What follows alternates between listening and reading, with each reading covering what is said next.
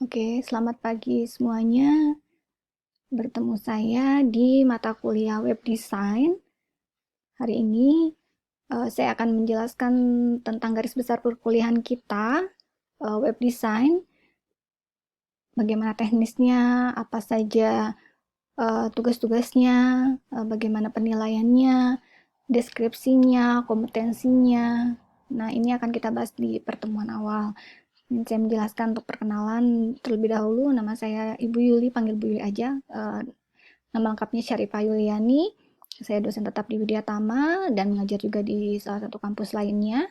Dan saya memiliki riset disertasi itu yang menghasilkan suatu mesin deteksi berita hoax. Kalian boleh nanti cek di URL ini, ya. syhoaxanalyzer.com. SY ini adalah kode dosen saya.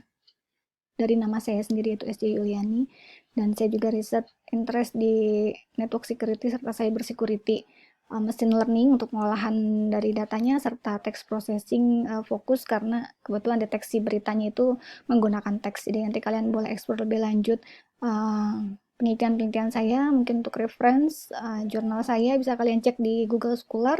Sama berikutnya kalian boleh cek juga dan coba mesinnya sendiri. Nah, terus selanjutnya adalah akademik di Sasnas ini untuk memberikan pembelajaran ya untuk kejujuran pada saat kalian kuliah gitu ya.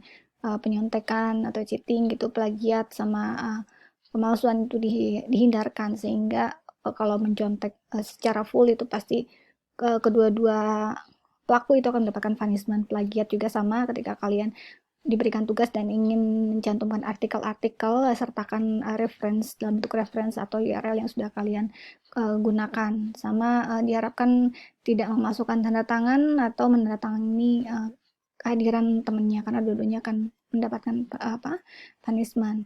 Nah, deskripsi mata kuliah web design ini lebih ke bagaimana kita mempelajari gitu ya, serta memahami pengetahuan membangun suatu web itu sendiri. Teknologi apa yang digunakan, bahasa program apa yang digunakan, sehingga kita bisa mengembangkan situs web dengan metode yang cepat.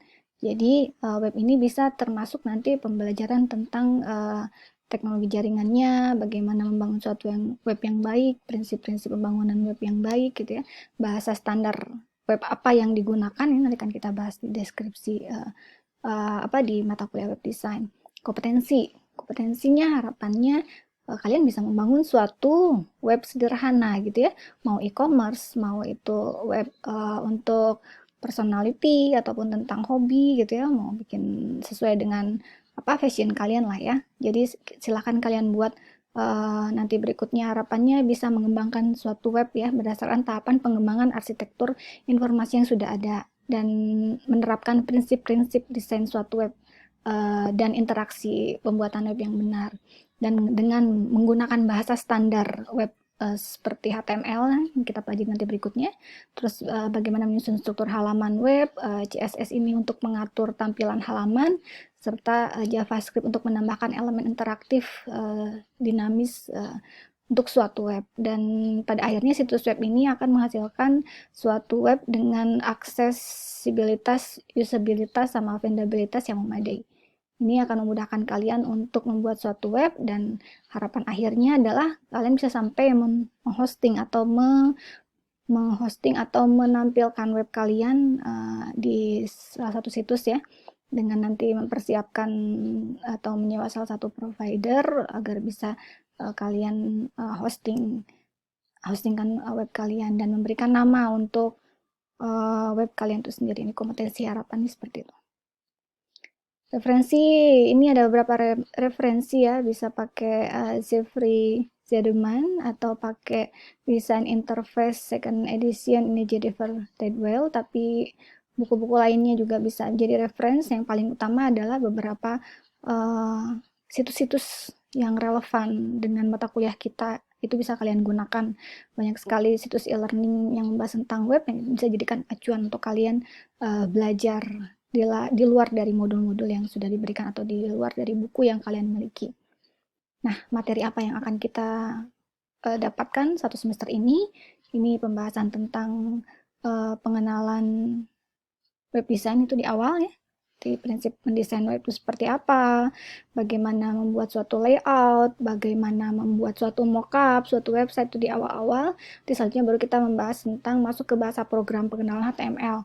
Nah, HTML itu udah membuat grafik, gambar gitu ya, membuat link, terus juga membuat heading, list, terus bikin form, bikin tabel, pengenalan tag dan div ini nanti di pengenalan untuk PHP atau HTML-nya. Setelah itu UTS. Nah, pada saat sebelum UTS kita ada membuat tugas suatu mockup web ya untuk diajukan sebagai proposal tugas akhir kalian. Terus setelah UTS kita akan membahas pengenalan tentang CSS ya. CSS ini untuk mempercantik web kalian agar webnya menjadi lebih berwarna lagi. Terus memahami tentang struktur CSS. Pertemuan ke-9 itu tentang membahas tentang pembuatan font dan teks dalam CSS, pemberian warna dalam CSS, serta layering dalam CSS. Dan terakhirnya adalah assessment.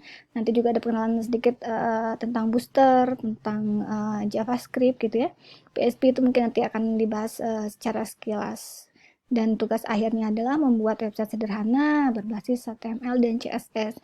Ini bisa perorangan atau per kelompok, nanti kalian boleh bicarakan, dan harapan saya sih bisa maksimal sampai bisa dipublikasi websitenya atau di hosting. Nanti boleh dibicarakan nanti menggunakan hosting apa agar web kalian bisa tampil publik. Ini tugas-tugasnya ya. Untuk tugas 1 itu di minggu keempat akan membuat program sederhana biodata kalian sendiri masing-masing. Terus tugas kedua membuat mockup untuk website. Tugas ketiganya itu membuat desain. Dari mockup sudah dibuatlah desain webnya, memberikan nama domain, dan membangun web kalian ajukan dalam bentuk proposal pada saya. Dan tugas empatnya baru implementasi webnya itu dengan cara mempresentasikan dan membuat laporan tugas yang nanti akan menjadi nilai pengganti UAS. Ini untuk materi tugasnya. Jadi tugasnya boleh dipersiapkan dari sekarang dan membentuk kelompok ya, maksimal 3 orang. Ataupun boleh personal. Yang penting nanti hasil akhirnya bisa maksimal dan bisa dipresentasikan di akhir perkuliahan. Penilaian, saya punya 4 poin penilaian dengan bobot 100%. Nah, ada forum, ada kuis dan tugas, UTS dan UAS. Nah, forum ini adalah aktivitas kalian di kuliah online, itu aktivitas mereply atau bertanya gitu ya, itu akan terekap di activity compliance kalian. Nah, ini akan menjadi nilai untuk keseharian pada saat kalian mengikuti kuliah daring. 30% cukup besar karena kita kuliahnya berbasis sistemnya, jadi semua akan banyak nilai dari sistem, sehingga kuis dan tugas itu menjadi bobot yang tinggi untuk kuliah kita. Kalau misalnya kalian ikuti, kalau kalian aktif di forum mengerjakan tugas dan kuis dengan waktu yang tepat, ini nilai 40 itu akan mudah didapat. Selanjutnya ada UTS, itu dalam bentuk pilihan ganda, dan UAS itu adalah presentasi dan laporan dari tugas besar atau tugas project yang sudah kalian buat, yaitu web design itu sendiri. Mungkin seperti itu bahasan dari mata kuliah web design kita hari ini.